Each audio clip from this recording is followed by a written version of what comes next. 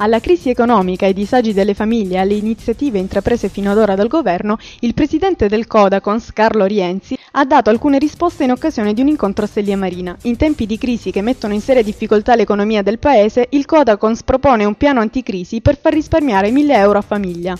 Una delle proposte principali riguarda il settore ortofrutta, per far guadagnare gli agricoltori senza massacrare i consumatori. La mafia fissa i prezzi al campo dei prodotti agricoli e la mafia ha invaso le filiere di grossisti e distributori.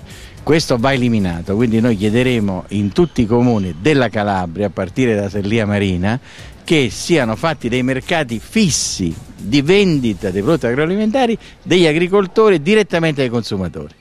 In Calabria le lobby hanno vita più facile che altrove e lo Stato, quello attuale come quello precedente, secondo Rienzi, non appoggia le battaglie dei consumatori. Dobbiamo rimboccarci le maniche e lavorare da soli. Ecco perché l'importanza degli enti locali, comuni, province e regioni. Se noi abbiamo questi enti, quantomeno non a fare resistenza a queste iniziative, qualche cosa si può fare sicuramente.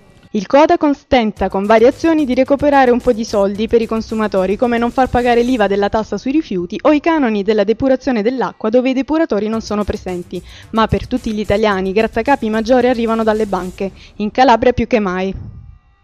Il costo del denaro in Calabria è un costo che è a livello dell'usura.